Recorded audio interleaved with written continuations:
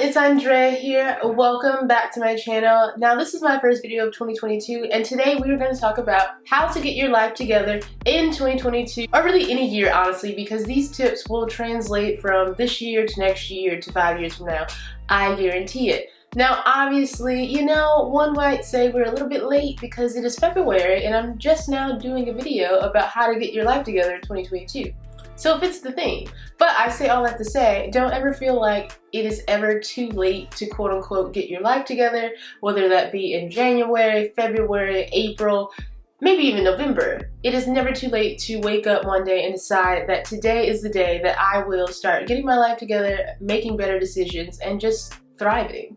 It doesn't matter when you decide, as long as you decide. So I'm not gonna ramble today, I'm gonna get right to it, and without further ado, let's get to it. So when I think about getting your life together, I think about it in 4 themes. It is mindset, health, productivity, and finances. First and foremost, mindset is the most important because if you're not in the right mindset, you're not going to want to do anything. And let's be real with ourselves, we all have a moment or moments when we just simply do not feel like doing anything. And for me personally, that was January of this year, and voila, here we are. That is exactly why I am filming this video now.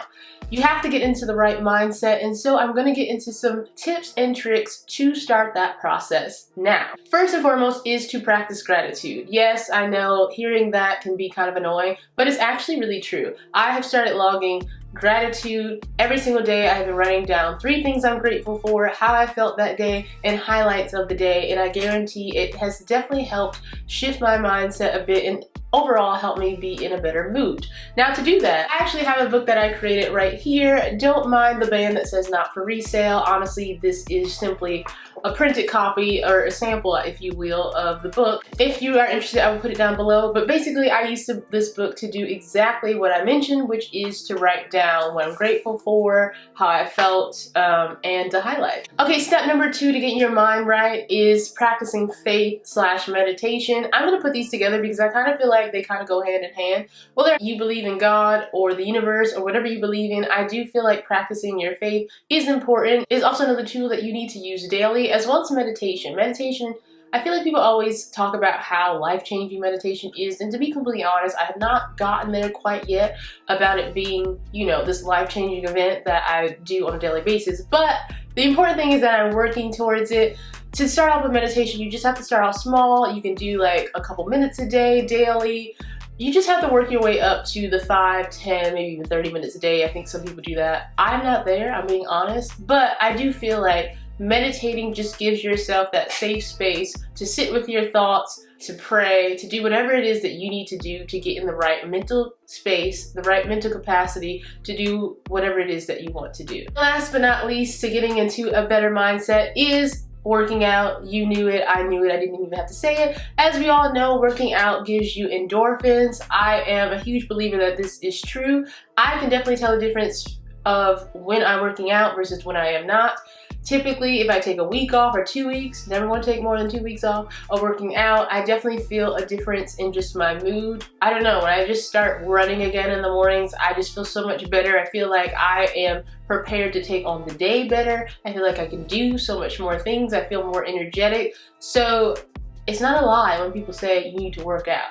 And again, working out doesn't have to be that elaborate. I will get into things that you can do when we move into number 2, which is health, of getting your life together in 2022. All right, as I said, moving on to health. This includes both mental and physical health. Now, I just kind of briefly touched on the mental as far as getting your mind right, but as far as the physical, again, it does not have to be that elaborate.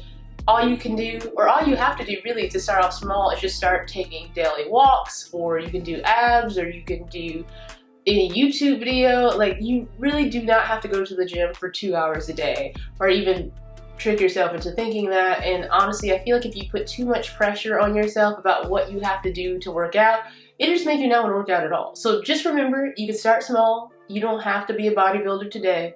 You could just start with the baby steps and just work your way up. Alright, next is productivity. You have to focus on productivity to meet your goals. First and foremost, you're going to start off by planning. You can get a planner. It does not have to be an elaborate planner. You don't have to get one with all the months and stuff written out. You can get one with blank pages. And this is actually one that I have here. I have this notebook here. It has all blank pages, so I can do whatever I want. I can draw calendars. I can draw bullet point goals. I can do all those different things in this journal, and that is exactly what I do. So as an example, I have my health goals here for the year. I just have the very simple ones. But for example, I have begin lifting weights 3 times a week, running an 8-minute mile. Yes, I want to run an 8-minute mile this year. Other things I have is like hiking 4 times a month. It's just like getting in the habit, or continuing the habit, I would say, of living a healthy lifestyle. So that's just a small example of the goals that I write down. And I feel like it's important when you have something that you can do daily to keep yourself on track and make you feel like you're like really killing it. So basically, I have a calendar here. Basically, I am filling in different days of when I do different things. So example, the orange basically means that I stretched and did abs for the day. The black means that I did cardio. You can do whatever you want, but I just feel like sometimes it's just fun, I guess, to like fill in the little blocks when I did something for the day. So again, you don't have to do this, but just find ways that you can like kind of check off the box or just do something to make yourself stay on track and keep doing these goals. Last but not least is finances. I feel like finances are always a part of the goal. The finances are always actually part of getting your life together, if you have not noticed or did not know.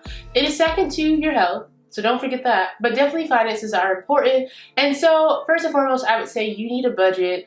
You need a budget for everything, but the budget is key to figuring out just your financial life and your financial goals. You need to figure out how much money you have coming in, how much money you have going out, how much money you have to move and to different places and work for you and do things. So yeah, you first need to start with a budget. I actually have a video on how to create a budget down below in the description box, so be sure to check that out. In addition to creating a budget, you need to make sure that you have an emergency fund. Now, you know, people were saying 3 to 6 months before, but given the 2 years that we had, you know, I think maybe a year might be more realistic on what you probably should aspire to do, at least for saving. But don't take it from me, I'm not an advisor, I'm just letting you know that maybe you should rethink that. But yeah, you should definitely have an emergency fund. I have a video also about how to save $20,000 a year. I'll put that below in the description box too.